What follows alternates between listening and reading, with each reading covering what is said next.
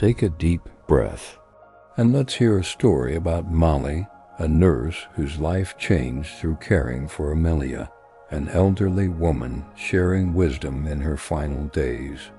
The morning sunshine filtered through the curtains of Pinewood Retirement Home, casting a warm golden glow across the polished wooden floors. Molly Bennett adjusted her nurse's watch and smoothed her uniform, inhaling the soothing scent of lavender that drifted from the gardens outside.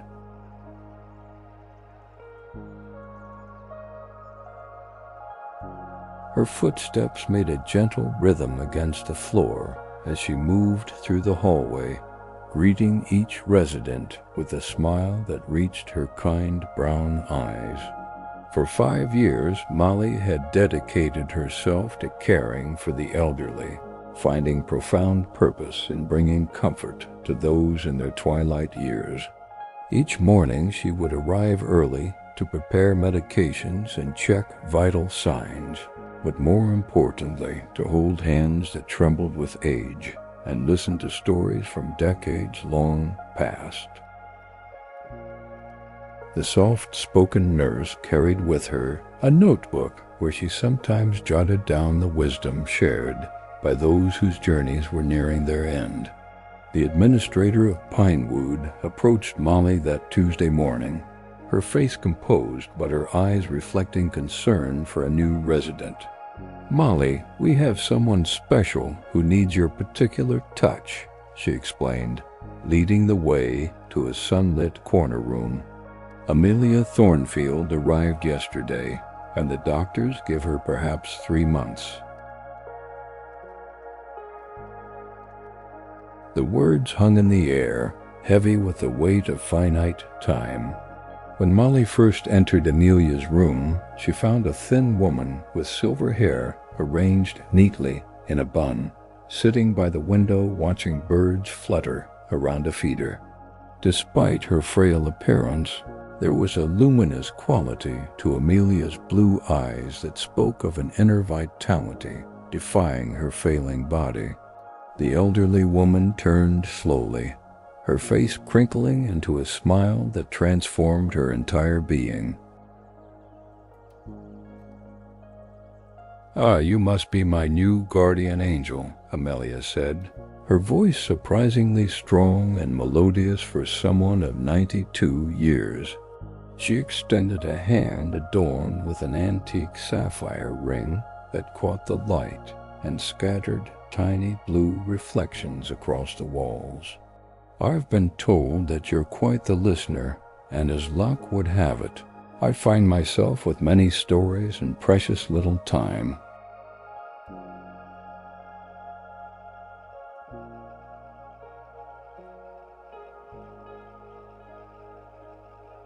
The room that would become their shared sanctuary was filled with Amelia's treasures, well-worn books with dog-eared pages, photographs in silver frames, a collection of seashells arranged on the windowsill, a quilt handmade from fabric scraps of significant moments, a daughter's wedding dress, a grandson's baby blanket draped across the foot of her bed.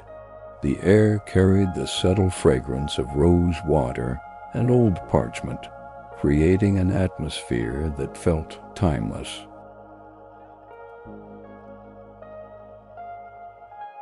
Molly sat beside Amelia, taking her delicate hand and feeling the paper-thin skin, the prominent veins mapping a long life lived with purpose. "I'm honored to care for you, Mrs. Thornfield," she said softly, her voice carrying the genuine compassion that had drawn her to nursing. The connection between them was immediate, as if their souls recognized each other from some distant past.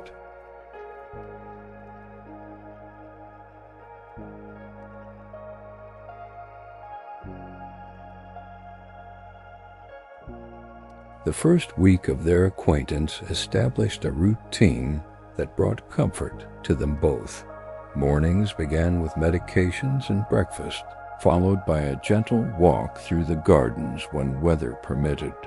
Amelia would pause to touch the velvet petals of roses, or close her eyes to savor the scent of freshly cut grass, teaching Molly the art of appreciating small sensory pleasures.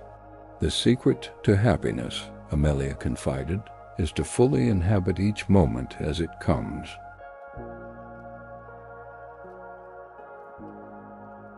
As twilight approached each day, they would settle by the window where the fading light-painted watercolor strokes across the sky. It was during these golden hours that Amelia would begin to share stories from her 92 years, her voice taking on a melodic quality that lulled Molly into a state of peaceful attention. The younger woman would lean forward, captivated by tales of a world that existed long before her birth.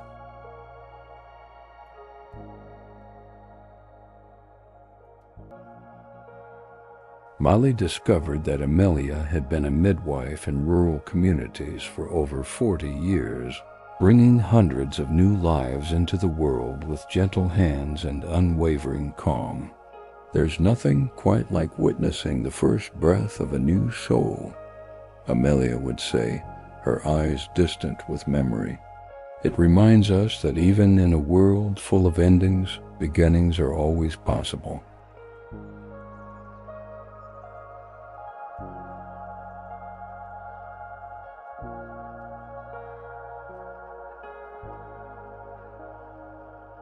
As days turned to weeks, Molly found herself lingering in Amelia's room long after her shift had ended, drawn by the elderly woman's magnetic presence and wisdom. They developed a language of small gestures, a light touch on the shoulder, a knowing glance, a shared smile, at an inside joke. Amelia never complained about her pain or impending death, instead focusing her diminishing energy on imparting the lessons life had taught her.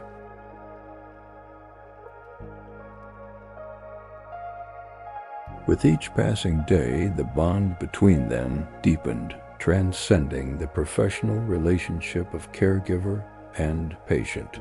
Molly began bringing her own treasures to share, a seashell collected from a childhood beach trip, a poem that had comforted her during difficult times, stories of her own hopes and quiet fears. Amelia listened with the same attentive care that Molly showed her, creating a reciprocity that nourished them both.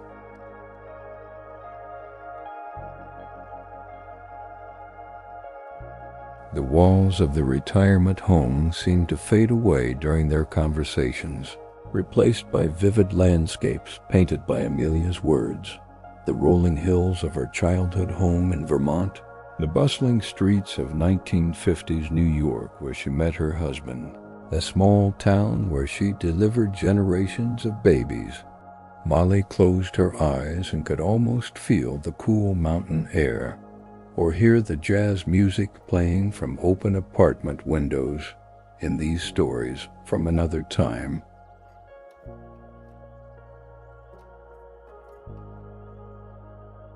One rainy afternoon, as thunder rumbled distantly, Amelia's breath became more labored, her usually animated hands resting quietly on the quilt. Molly monitored her vital signs with growing concern, noting the irregular rhythm of her heartbeat. "Perhaps we should rest today instead of storytelling," she suggested gently, adjusting the pillows to help ease Amelia's breathing. The older woman shook her head with surprising firmness.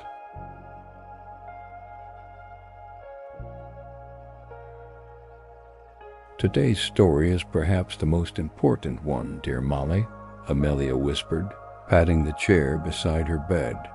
"It's about the summer I almost gave up on life, and how I found my way back to joy." Her voice gained strength as she spoke of losing her first child in childbirth, a daughter who never drew breath. The rain tapped against a window in gentle accompaniment to her words.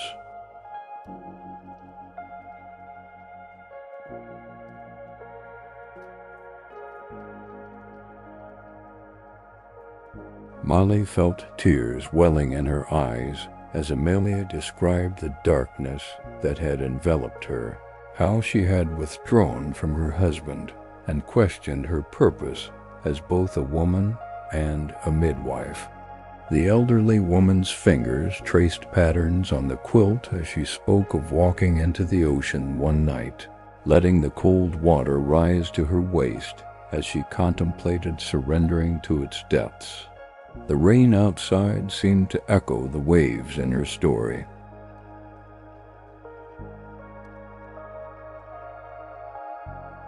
"What stopped you?" Molly asked softly, her heart aching with the raw emotion in Amelia's voice. The older woman's face softened, transformed by the memory. "The call of a whippoorwill from the shore," she replied. "Such an ordinary sound, but in that moment it seemed like the voice of the universe speaking directly to my soul. I realized that if such beauty could exist alongside such pain, perhaps life was still worth living."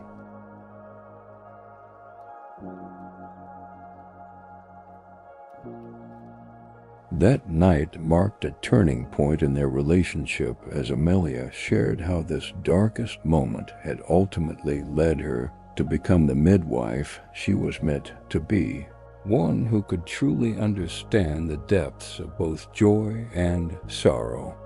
"We must pass through our own winters to truly appreciate the spring," she told Molly, her blue eyes clear and bright despite her failing body. "Your heart breaks and heals, growing more capacious with each cycle." Over the next several weeks, Amelia's physical condition deteriorated steadily, but her mind remained sharp, her stories more vivid than ever. She spoke of adventures in distant countries, of great loves and quiet regrets, of moments of transcendent beauty that had taken her breath away. Through her words, Molly traveled to Parisian cafes, Mediterranean beaches, and Japanese gardens, experiencing a world far beyond her own limited travels.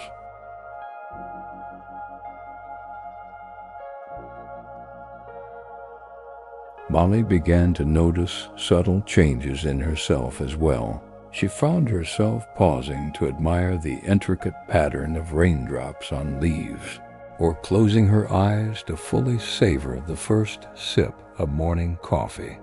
The constant anxiety that had been her companion since nursing school began to loosen its grip as she absorbed Amelia's philosophy of mindful presence. "Worry is a prayer for what you don't want," Amelia would remind her with a gentle tap on her wrist.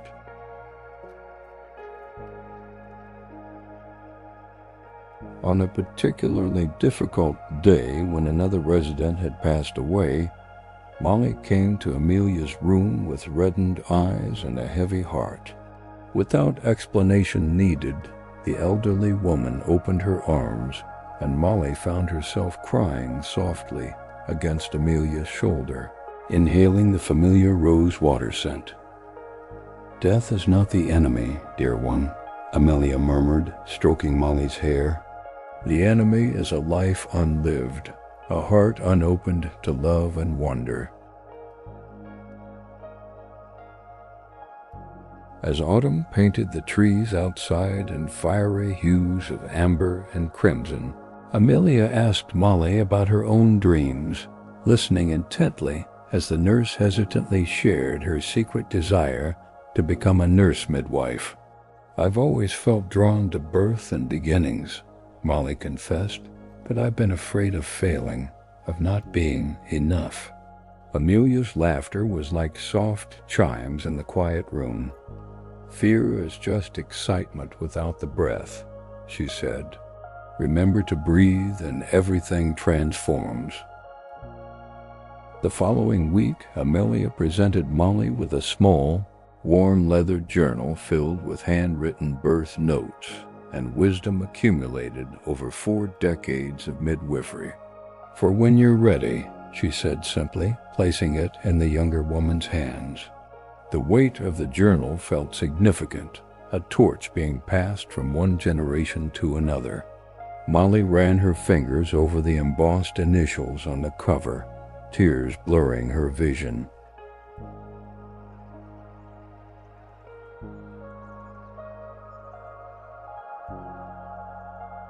Each evening, Amelia would ask Molly to open the window just a crack, regardless of the weather, explaining that she needed to feel the kiss of fresh air, to hear the cricket songs or the patter of rain. "We come from nature and return to it," she explained, breathing deeply of the crisp autumn air. "There's great comfort in remembering we're part of something so vast and eternal." Molly would watch as tension visibly released from Amelia's body with each breath of night air.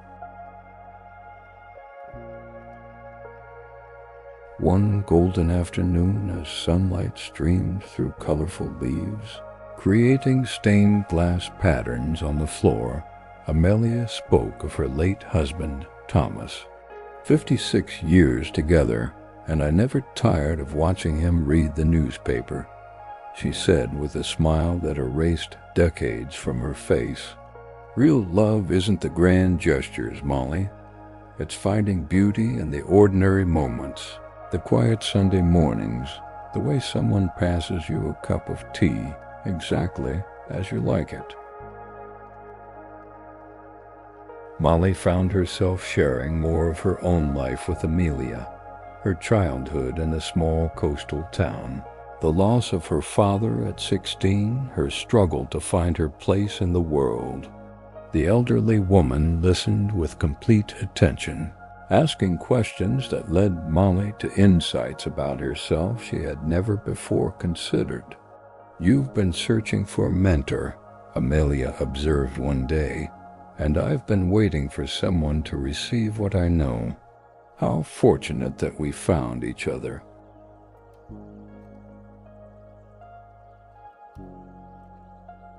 As winter approached and the first delicate snowflakes began to dance outside the window, both women sensed that their time together was growing short. Amelia's breathing became more labored, her periods of sleep longer, but when awake, her mind remained clear and focused on their remaining time. "No sadness now," she instructed Molly firmly. "We must fill these days with as much beauty and laughter as we can manage."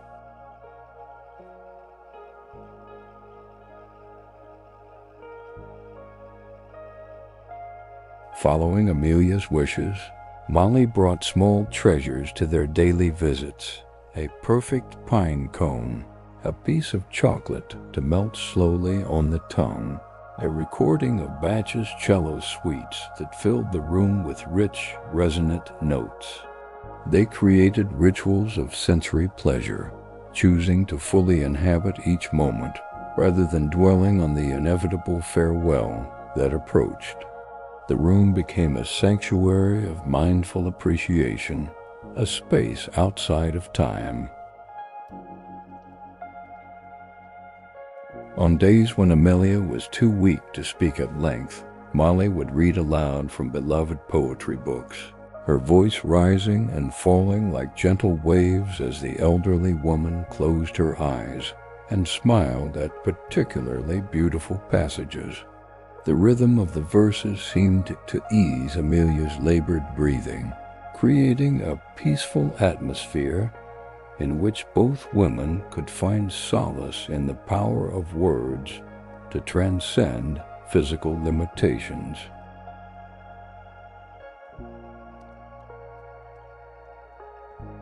Amelia's family visited more frequently now grown children. Grandchildren, even great-grandchildren, would gather around her bed, filling the room with stories and gentle laughter. Molly observed how Amelia had created a legacy of love that spanned generations, how her wisdom and compassion lived on in the eyes of those who carried her blood. "The true immortality," Amelia whispered to Molly later, "is in the values we pass on, the love we leave behind." During one peaceful evening, as twilight painted the sky in watercolor hues of lavender and rose, Amelia asked Molly to help her to the window one last time. Leaning heavily on the nurse's steady arm, she stood gazing out at the winter landscape, her breath creating small clouds on the glass. "How beautiful it all is," she murmured, her voice filled with wonder rather than regret. "Every season has its own particular glory, even the winter of our lives."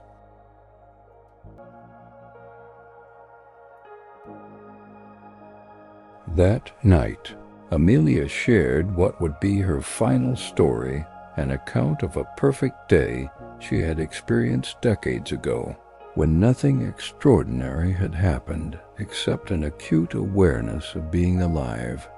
The sunlight on my skin, my children's laughter from the yard, the taste of fresh bread, my husband's hand finding mine. Without looking, I knew in that moment that I had everything that mattered, she said. I've carried that day with me ever since.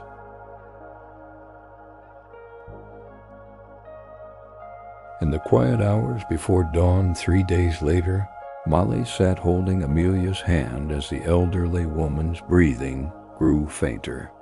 There was no fear in the room, only a profound peace and the sense of a journey nearing its natural conclusion. "Thank you for walking with me to the threshold," Amelia whispered, her voice barely audible. "Remember to notice the whippoorwills, dear Molly." Her eyes closed, a slight smile remaining on her lips.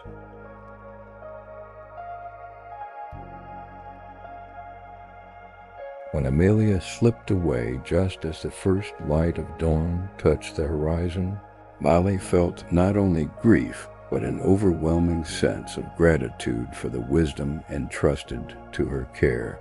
She opened the window a crack, allowing fresh winter air to enter the room, imagining Amelia's spirit merging with the morning light. The moment held both an ending and a beginning, just as Amelia had taught her about all of life's transitions.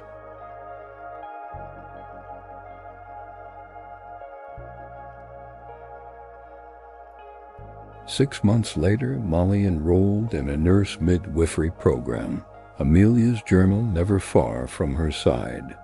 On difficult days, when doubt crept in, she would open the worn leather cover and find strength in the handwritten words of her friend and mentor.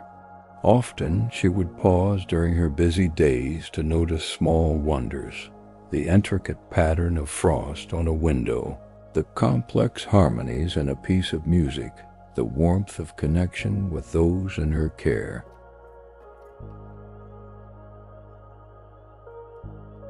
In her new apartment, Molly created a small altar with items that reminded her of Amelia. The sapphire ring that had been left to her, a seashell from the beach where Amelia had chosen life over despair, a pressed flower from the retirement home garden. Each morning, she would touch these treasures and set an intention to move through her day with the mindful presence Amelia had modeled. The ritual centered her and kept the connection alive across the threshold of worlds. As Molly caught her first baby under the supervision of her instructor, she felt Amelia's presence like a gentle hand guiding her own.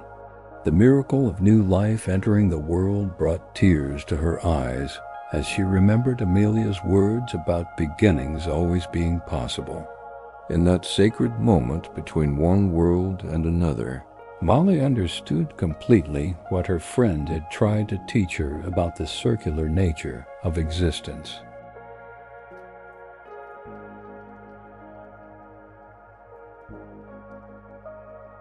Over the years that followed, Molly would often share Amelia's wisdom with new mothers, with colleagues facing burnout, with friends navigating life's challenges. "A wise woman once told me," she would begin, feeling Amelia's stories living on through her voice. The lessons of mindfulness, of finding beauty in ordinary moments, of embracing both joy and sorrow as essential parts of a fully lived life, became the foundation of Molly's own philosophy.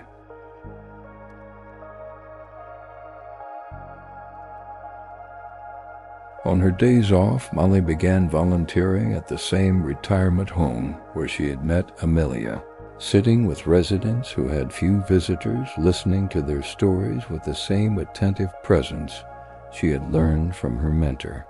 She created a program called Wisdom Keepers that paired young nursing students with elderly residents, creating bridges between generations and ensuring that valuable life experience would not be lost with passing years.